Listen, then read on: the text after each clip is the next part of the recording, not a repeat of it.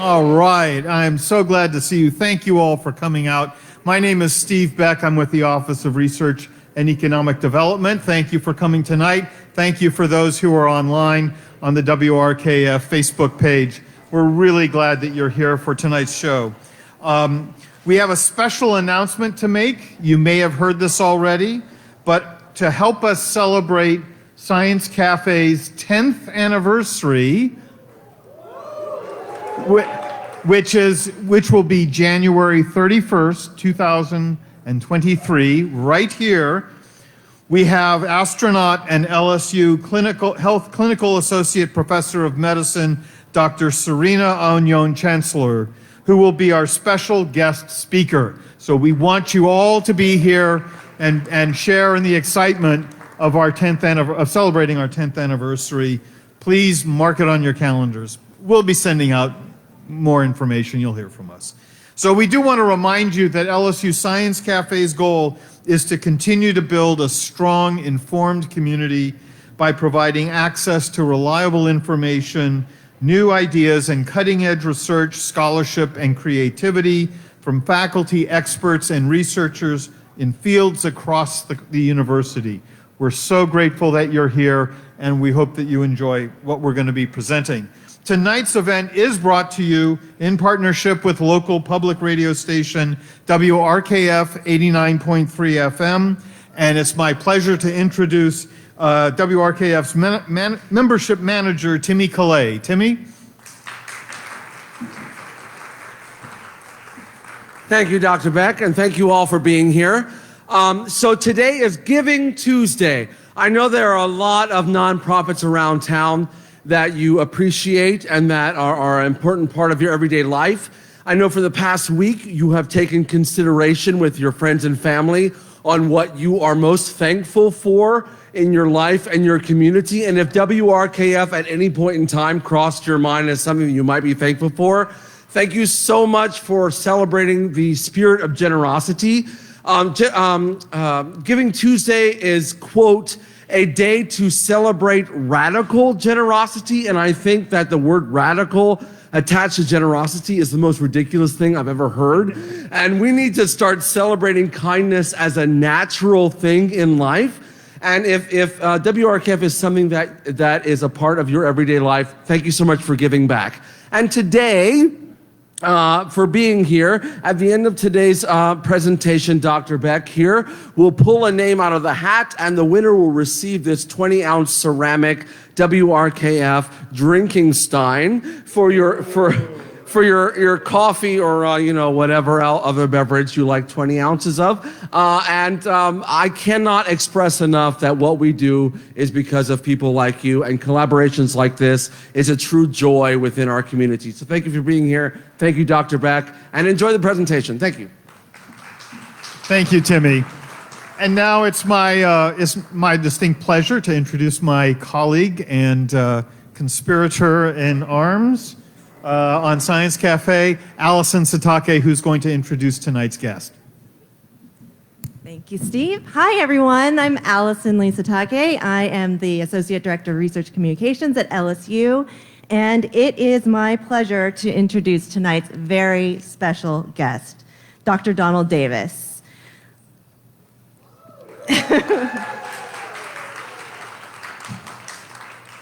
So like me, Dr. Davis is a native Californian, San Francisco Bay Area, who calls Louisiana home.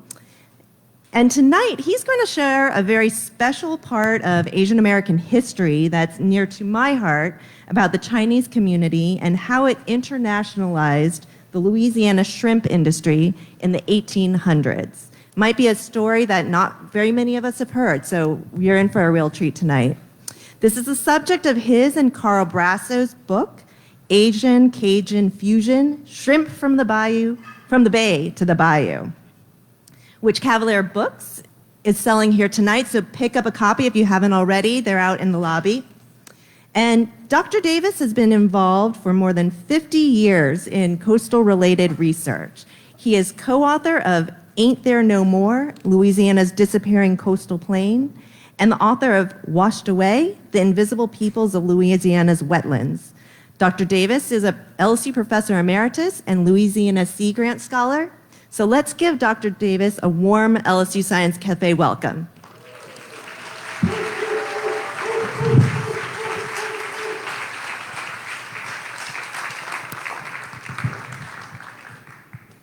May how y'all are. I cannot believe the number of people in this room. Oh yeah, and all of them crying. Oh yeah, LSU didn't make it very far. Shock, amazement, and I'm going to tell you a few things about South Louisiana you've never heard of maybe. I'm not from here, but I'm proud to be a registered Cajun. That being said, I have a reputation for talking too fast. Everybody else talks too slow. I have a reputation to be frenetic. I'm proud of it. I have a reputation of showing entirely too many visuals. I didn't get the memo. So here's what I want you to do. If you are a NASCAR fan, put your 5-point seatbelt on. If you are not a NASCAR fan, but prefer just pure speed, buckle up. Because as a late-night TV performer once said, it's time to get busy. That being said, we're looking at Louisiana's shrimp industry, the Asian-Cajun connection. Indeed, we are particularly interested in going back in time. Freshwater shrimp were called drunkards' food. Not today. Indeed, when we look at this industry, we have to keep in mind not only that these baskets were made of oak, but note this very rare image shows you the baskets used in river shrimp. There's also a Mississippi skiff, rarely seen, river rats living on the wrong side of the levee, and consequently, shrimps, note the S, became an important part of Louisiana's culinary history. That being said, what we're looking at is shrimp from the bay, San Francisco Bay, to the bayou. This is Oyster Bayou, and that's 7 shrimp drying platforms at one time. Therefore, we start this story by pointing out that in order to internationalize this product, the first thing you had to do is put it in a form that would withstand travel. Therefore, it was dehydrated, dried. And we do sell it either as a dried product, but we globalized the shrimp industry. An important part of that story are the Chinese immigrants that came into this country between 1850 and 1864. They largely left Guangzhou, or South China, the Pearl River Delta, and the reason for that, they were banished, if you will. Somewhere in the order of 20 to as many as 100 million people were killed, and they were migrating to what is known as Gold Mountain. To you, it's California. And they created in San Francisco a city within a city you know as Chinatown. However, according to the census records, Louisiana had a very small, modest population in the 1870s. It dropped to 0, and then it increased to about 1,200 people. That being said, when you look at shrimp drying, each platform is nothing more than an industrial village or a company town. On the western side of San Francisco Bay, starting in Marin County, going south to Redwood City, on the east side in Richmond at Point Melody, there were approximately 28 to 30. One reference says 28, another says 30. And the whole purpose is they brought to this country, they being the Chinese, the ability to dehydrate shrimp. And in so doing, the landscape had a certain Oriental, if you will, although that word's not necessarily appreciated, Asian connection throughout the San Francisco Bay Area. Why? Because 95% of the harvest left in barrels and went to Canton, Guangzhou, and then distributed throughout China, 95%. Further, there was a great deal of animosity to the Chinese, a xenophobia. In 1871, sometimes called the Los Angeles Massacre, also known as the Chinatown War, the largest number single ethnic group hanged, 20 people in Los Angeles. They were not, but in the same context, let's see, 1891, 11 Italian Sicilians were hanged in New Orleans. So what we have is a great deal of xenophobia. We're very fortunate to get this. The California Historical Society, I went and visited, and they agreed to digitize it early. That being said, what we have is the Chinese Exclusion Act, the only act, incidentally, to completely eliminate one ethnic minority coming into this country. It was established in 1882 till 1943. At 1943, it was abolished, and you could bring in only 105 people. My Chinese friends get a bit upset because they will tell you, no, 104. This, incidentally, is 50 years after that was abolished. The scars run deep. But in Louisiana, we find no major ethnic minority slurs, except maybe in a couple cases for our Chinese citizen, because in 1886, the Donaldsonville chief says we have a Chinese laundry opening up on page 2, and on page 1, Chinese must go. Clearly, they are a little concerned in the wrong way. So that being said, what we have is by 1873, the Chinese settlers from California, or perhaps Cuba. The largest Chinese population south of the United States was in Cuba, at least 120,000 estimated. There are many ways they came into the country. They snuck in through Mexico, disguised as Indians, American Indians or Mexican Indians. And what they were doing was simply trying to get into this country for a better life. We start looking at the platforms, and we want to know when the Chinese came here, and we're pretty sure we can say 1870. And we have a patent for the platforms by Yi Fu of Grand Lake. Grand Lake is Upper Barataria, 3 years after the passage of the Exclusion Act. And what we have to understand, Chinese have two names, a business name and a family name. So you may be Yi Fu to your family and Fu Yi to the business. And it's bloody maddening. Try to sorting out who is what and when is what. And it's okay, we figured it out. That being said, some examples of this diffusion process, certainly the dehydration of shrimp. Note the cauldron used in San Francisco as well as one used in Louisiana. And this is shrimp that was harvested by seine crews. This is a shrimp lugger, modified. So everything was done by hand. Please keep in mind, we are dragging seine with seine crews to harvest a 10-legged animal known as a decapod. That being said, it is a labor-intensive business, starting in about 1870. By 1883, the Bloom and Bergeron Company exported to China 5 tons of dried shrimp every month for 8 months. Do the math. The ratio is 7-to-1, so 5 tons is 35 tons of wet product. Very early, and it's the earliest figure we discovered. So what we have is these isolated industrial villages. Call your attention to the lower left side. You can barely see it. That's a lumber yard. There were boats that were delivering specially cut timber to fire up the cauldrons to cook shrimp. Now, at its zenith, we think there were maybe 30, 35, or 40. Historically, we think it was close to 100. All of these initially were done by Chinese. The Acadians did not get involved. Anecdotally, from a very good source, the Chinese had to ask I guess it would be the Emperor of China if they could teach locals how to dry shrimp. Some of you know Ray Odemaw's name, UL president. His family owned a shrimp drying platform. So we have then elevated structure, outbuildings, delivery by boat.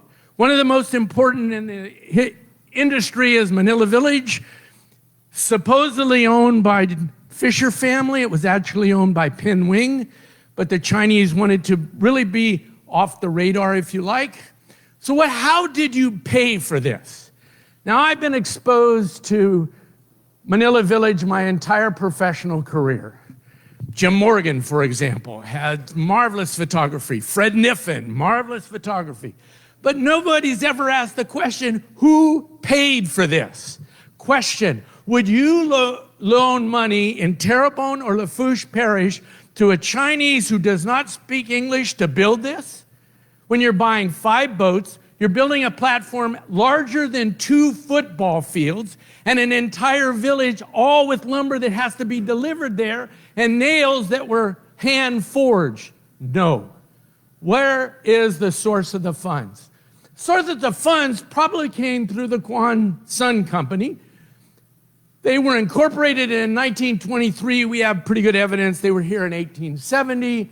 And so we look to the benevolent societies.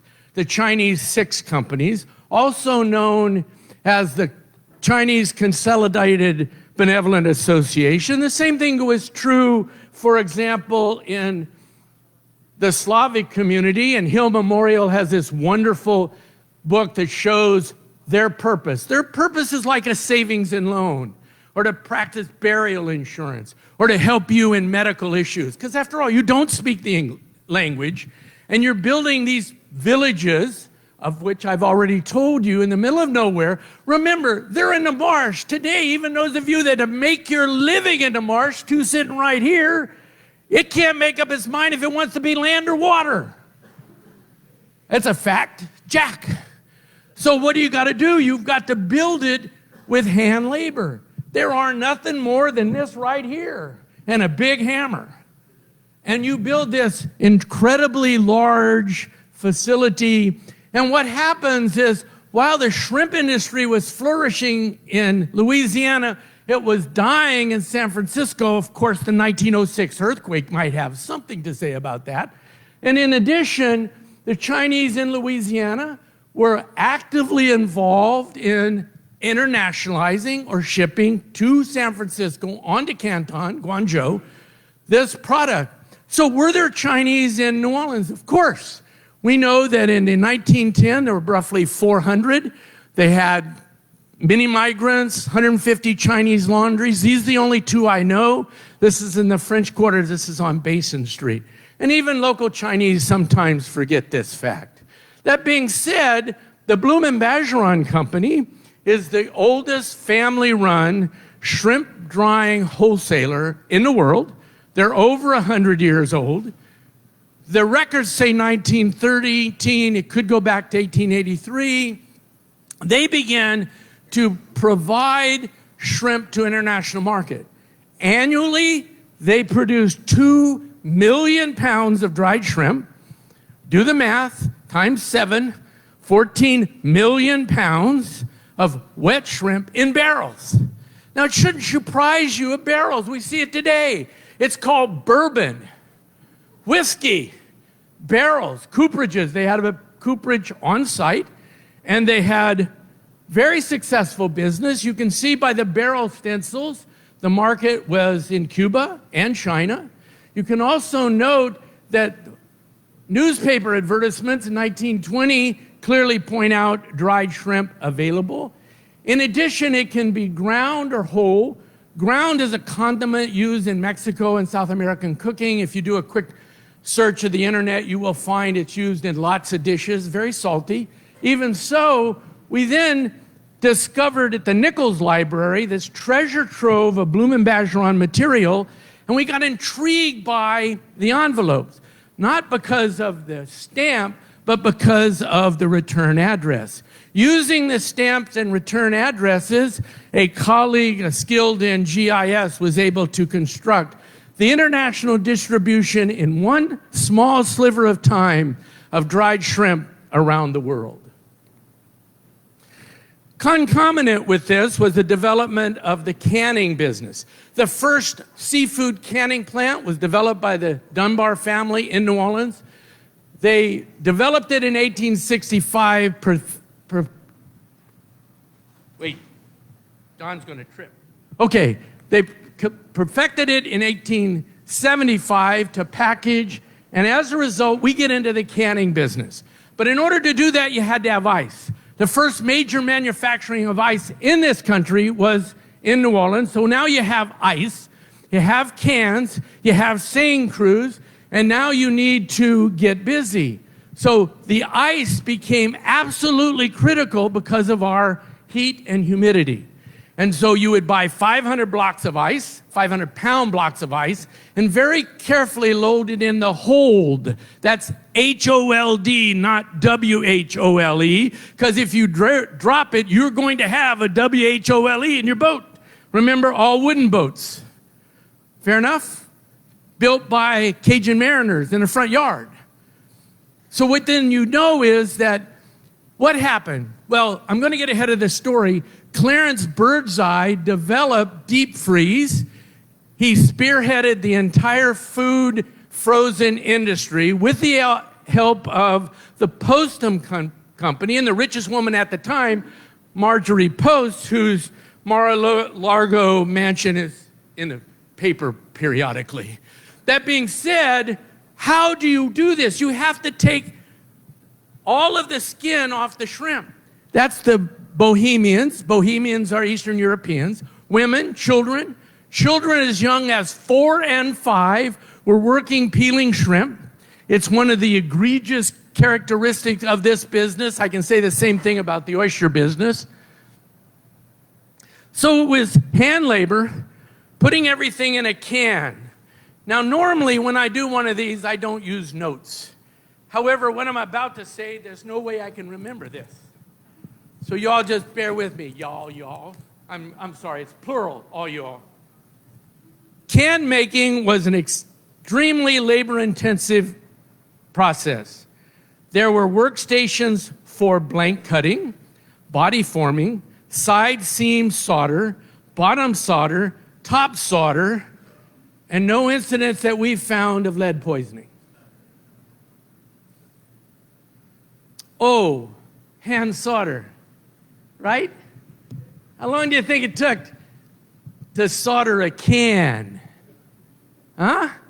Wait, we don't get equipment to do it until between 1888 and 1911. Now you got a hand solder a can. 400, 500, 1,500, 20,000, 50,000, 500,000. Talk about labor intensity that I have never heard mentioned in any business school. So the women would work, they get paid script. These are called tokens. The tokens were a way of paying. A cannery is nothing more than a large manufacturing site. And of course, in order to convince the public, housewives, to buy, they have to buy a product. Can you imagine selling a can of shrimp in Boise, Idaho? Or better yet, Kaitusa, Oklahoma? So you had to convince, and it's not tin, it's steel with a little tin layer. And the advertising was the can and the labels and newspaper advertisements from 1883 to 1898.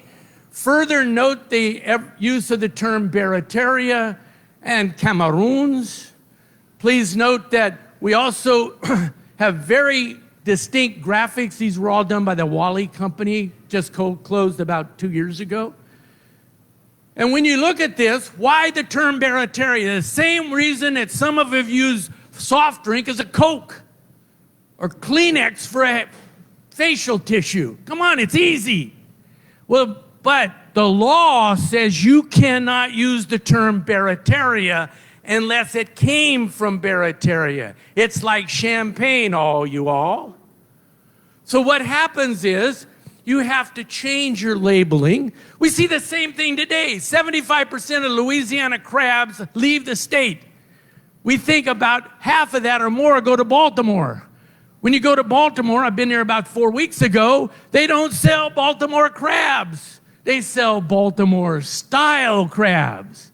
It's like our Constitution says you can't gamble, but you can game. It's all about the words. So what you then note is, if we take those newspapers and we look for the adverts and we look at it, this is the spatial distribution of the canning industries being sold in grocery stores between 1876 and 1901. And it's quite impressive. Indeed, W.W. Kellogg in 1906 went on his very aggressive campaign to convince American households to buy something called toasted corn flakes.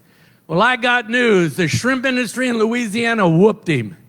But remember, you have to convince a housewife to use something in a can.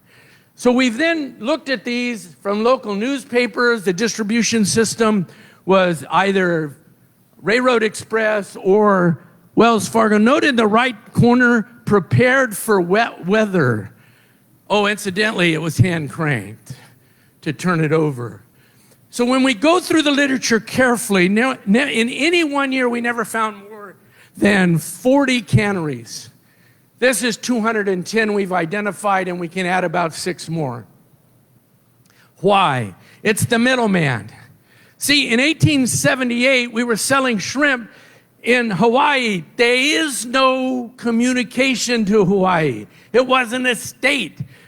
It was but there's no wars. So it was all by consignment, and it was eye-opening for us to find it that early.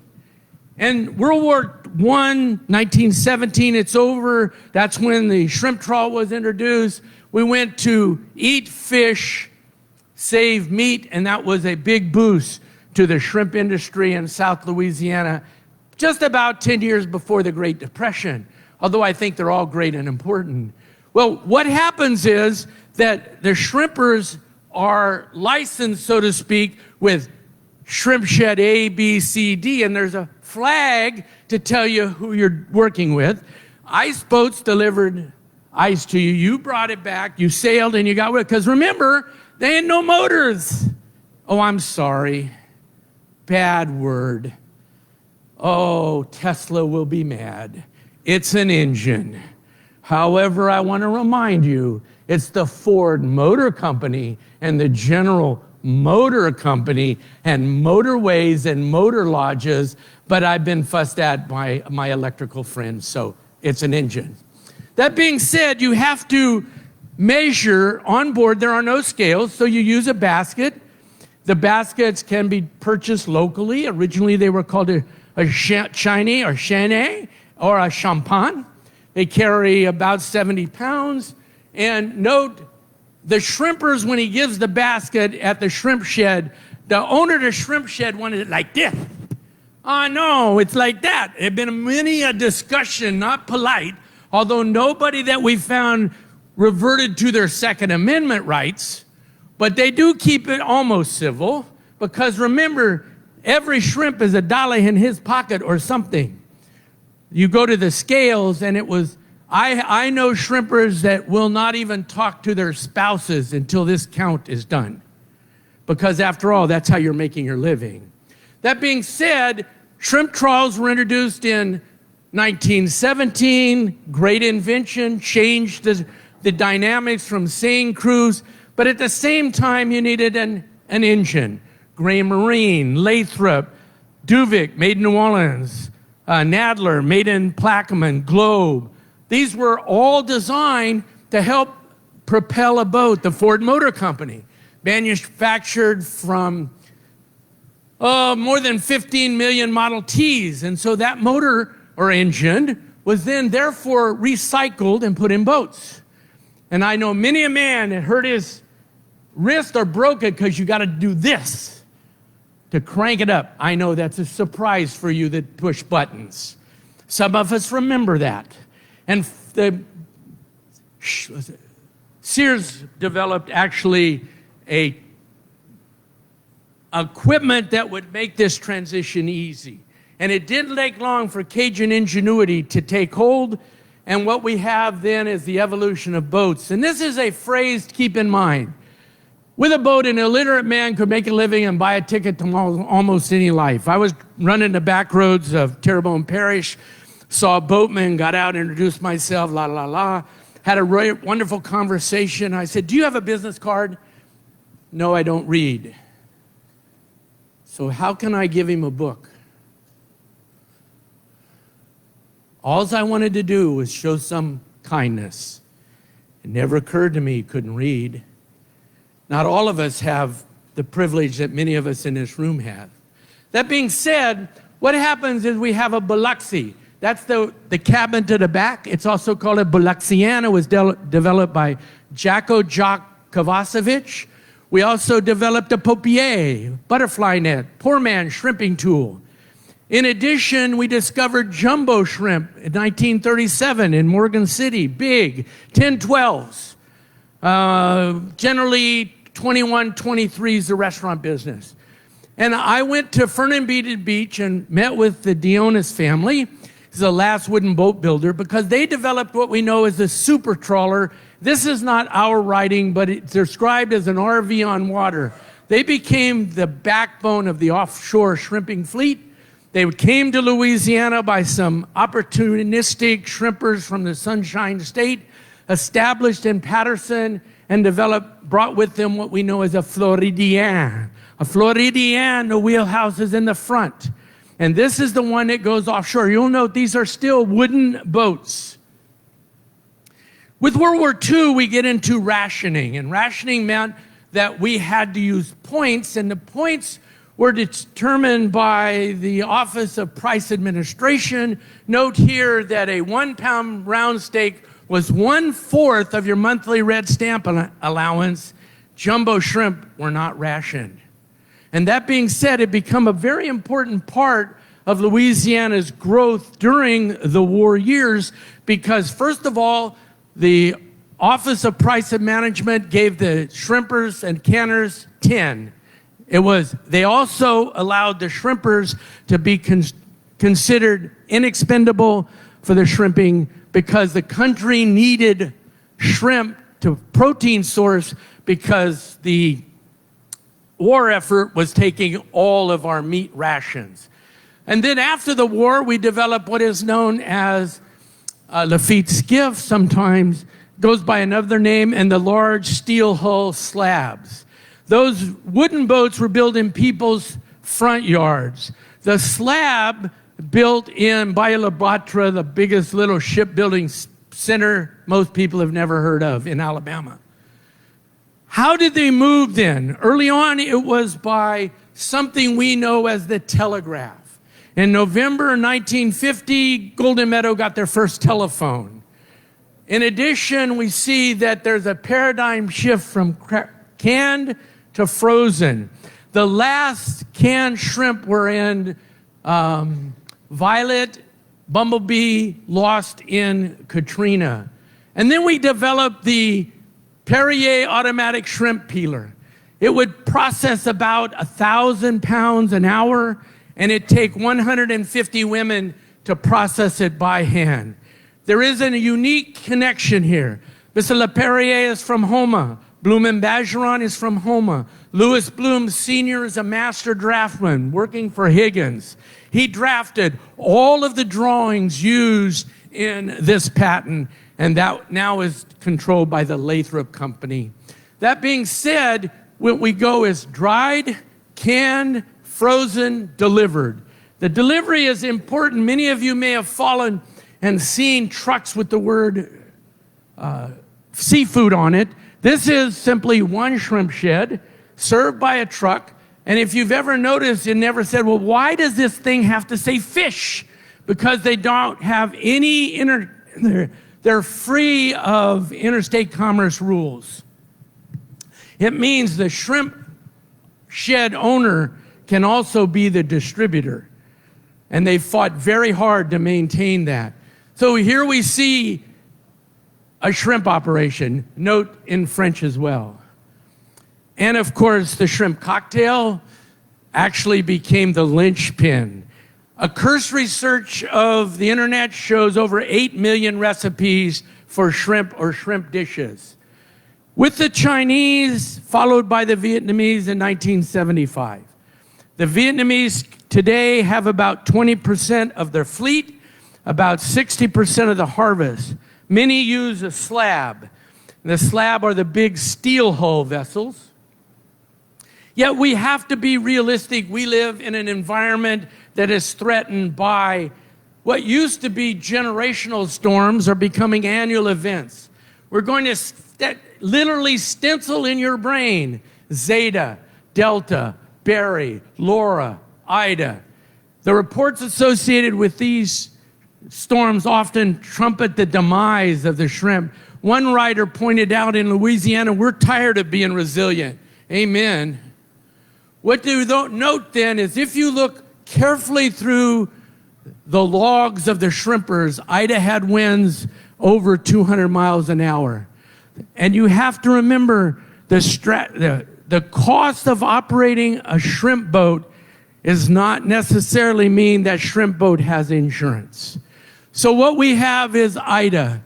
One of the most powerful storms devastated the end-of-the-road communities. Within 5 days at Ida, I was down at Cocodrie interviewing people, and all the shrimpers wanted to do was go back and catch shrimp. Why? The big season is Lent, and you have to have shrimp in your ice house, in storage. Where did the ice come from? Biloxi. There was no electricity. And I was literally standing on the dock with a tape recorder, and all he wanted to do was go shrimping. Because the fact you see the boat, that means nothing other than it's a great photograph. You ain't pulling trawl, you ain't making money. So what we find then in the newspaper, we hear this talk about resilience. You be the judge. I simply say that we have, wait a minute. Oh, okay. We have to think a moment about a footnote.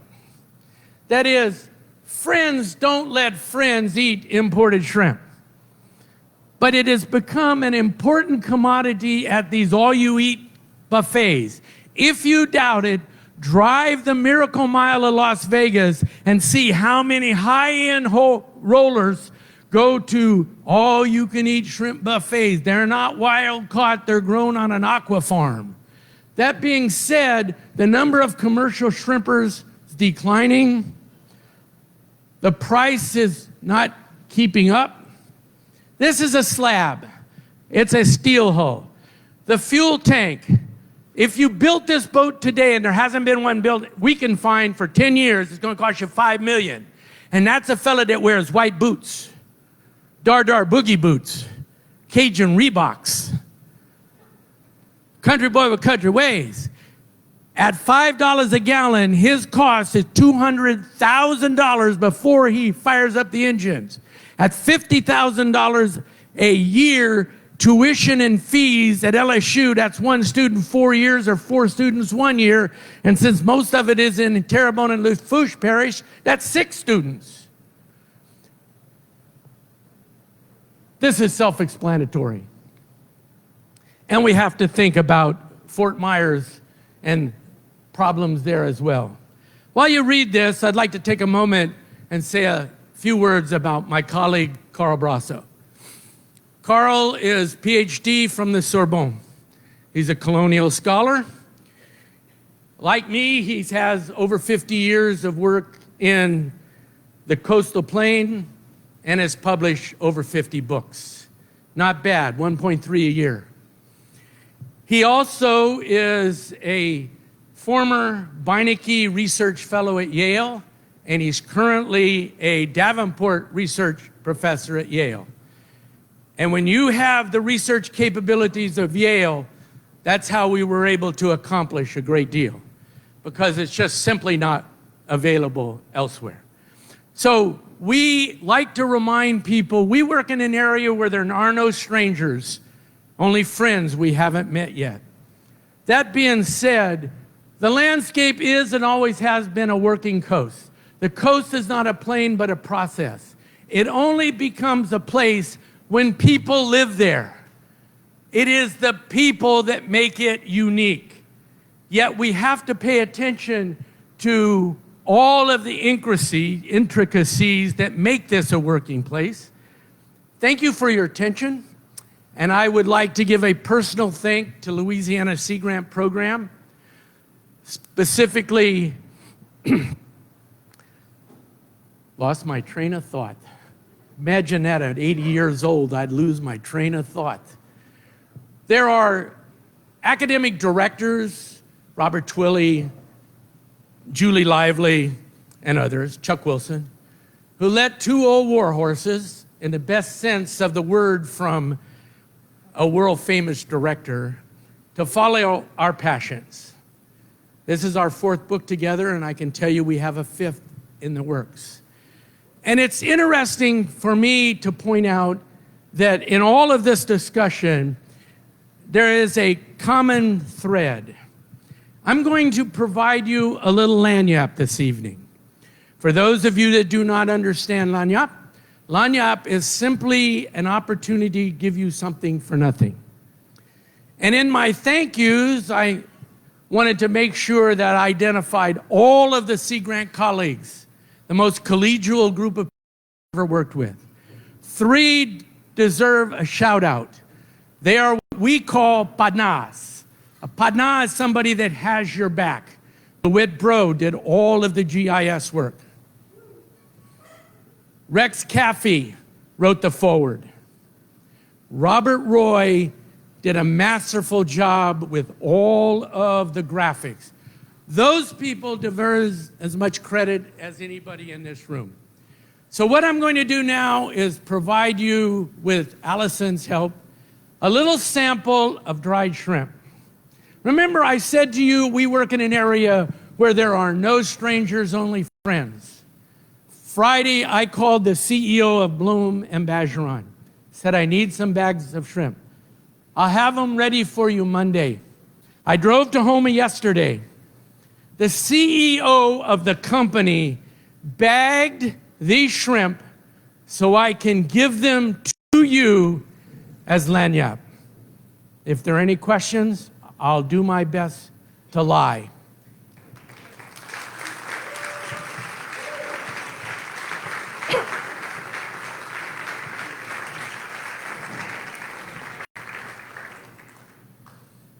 I almost made it. They wanted me to give you this lecture in 13 minutes. But they were very understanding. Surely there's, yes, ma'am. Well, I told a friend that I was going to come to this tonight, and she said, well, she thought it was Filipinos.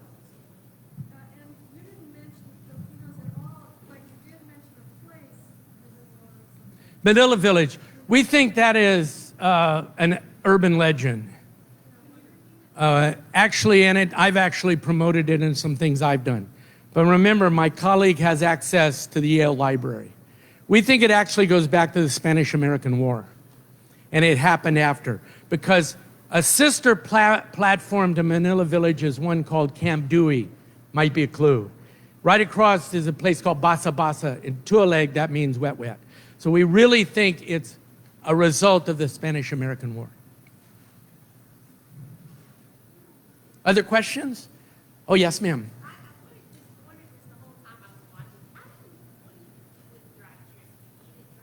Well, first of all, I will. What do you do with dried shrimp? All right, the thing is, of course, eat them, but I will give you the best example I can think of from Louisiana. How many of you know the name Z. Murray? Sam the Banana Man Z. Murray, all right? Z. Murray, United Fruit, established plantations, Middle America. How did he feed his workers? Protein. You brought fruit in, bananas, and you sent back somewhere on the order of 1,200 to maybe as many as 4,000 barrels of shrimp. Hydrate it. They have a rice culture, and then serve it with rice, source of protein. And if you look at the internet, in a great deal of Asian cooking, they use shrimp in many ways. Dried shrimp is just a way that we could ship at great distances, has a shelf life approaching 5 or 6 years. Now, cautionary note, it is super salty. It might be an acquired taste. I kind of like it, except after I'm done, I can't get any of my rings off my fingers. Other questions? Yes?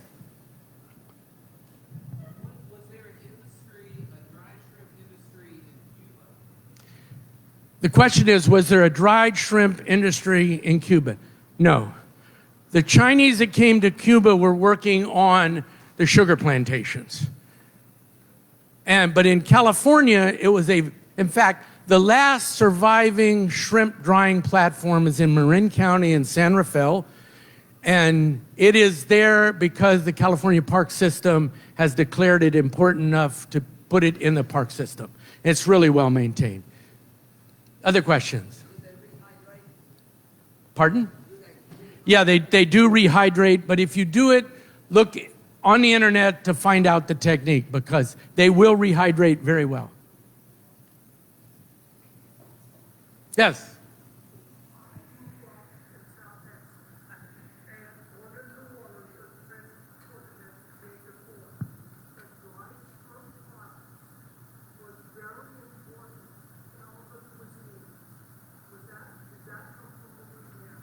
Probably. I have one image of a shrimp drying platform outside of Galveston. It's the only one and the only reference we found to this industry in Texas.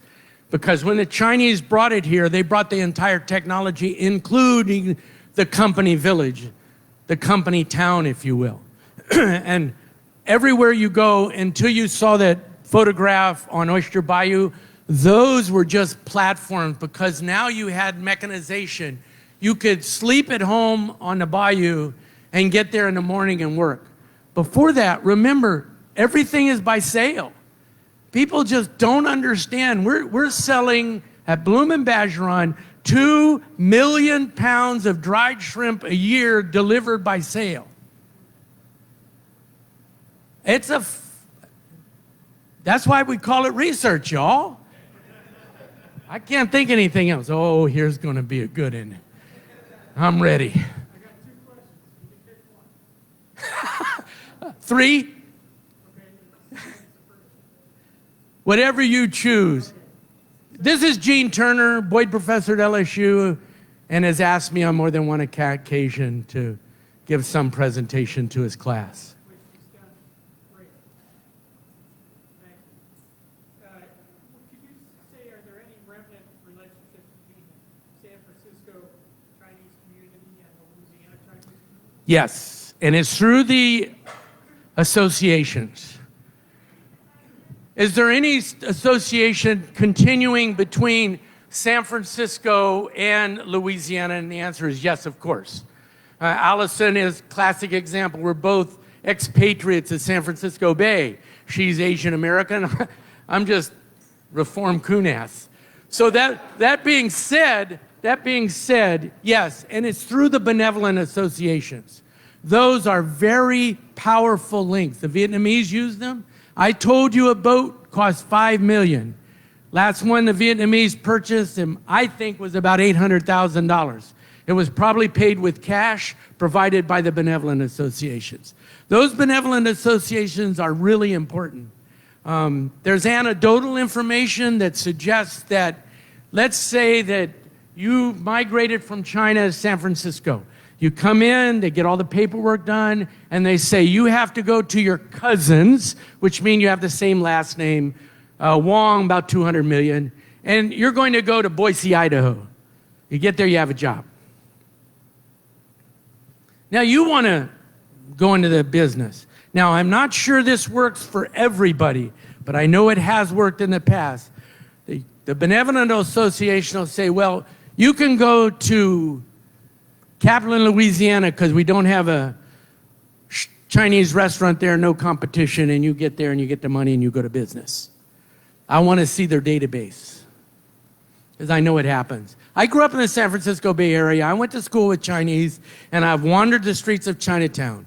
I won't use his name because I promised him we wouldn't. I got a tour of Chinatown by one of the executives of the Chinese Consolidated Association.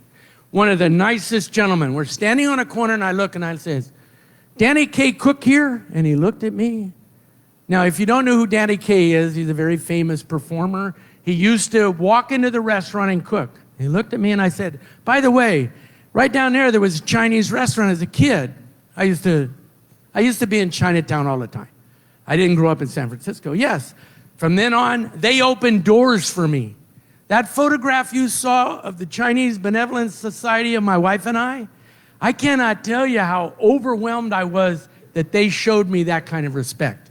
And everything that I said here today that dealt with the Chinese, I sent it to San Francisco for approval. I never got any words back, so I figured I did all right.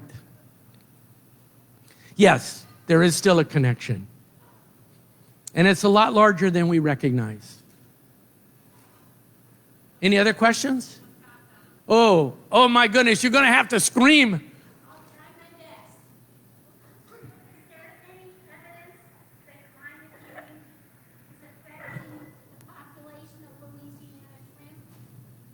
Is there, Allison, help me. Is there any evidence of climate change? I think the evidence of climate change would be where you deliver shrimp. I don't, the statistics don't necessarily suggest that, but after all, Gene Turner and I remember some of the first publications put out on climate change, and it was all poo-pooed. And today it is going much faster than anybody ever assumed. So the answer to that question is going to be we must wait a time with patience. It could very well be, but I think we're too early in the process.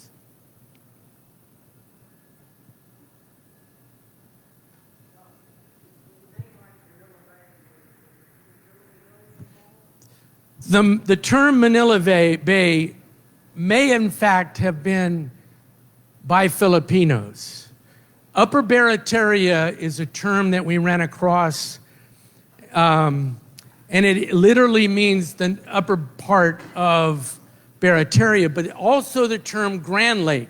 There's about 40 Grand Lakes according to the National Name Database. Which one? Well, it's a forgotten one.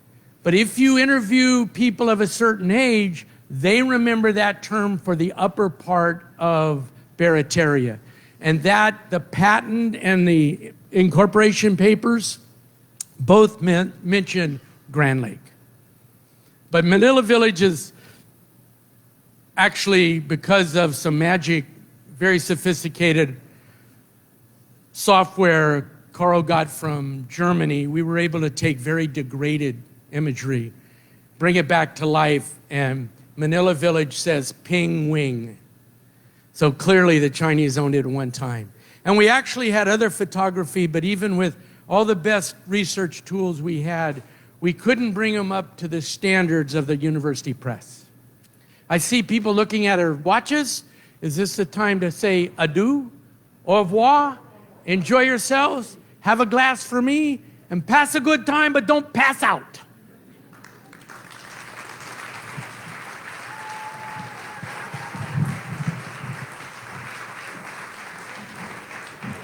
Please give it up for Dr. Davis. What a wonderful talk. I was just thinking about what we're going to do for dinner tonight, and I'm thinking, maybe some shrimp? Anyway, thank you all very much. Thank you, Dr. Davis, for coming. Before we conclude, the recipient of tonight's giveaway is Ailette Lipford. Ailette? All right. So Allison's going to bring it up to you. Congratulations. Thank you very much. And just another reminder that we won't be meeting in December because it's the holidays, but we will be meeting on January 31st for our 10th anniversary. Thank you all for coming tonight. From all of us at the Office of Research, very best wishes to you in the holiday season coming forward, and a very happy new year. We'll see you in 2023. Thank you.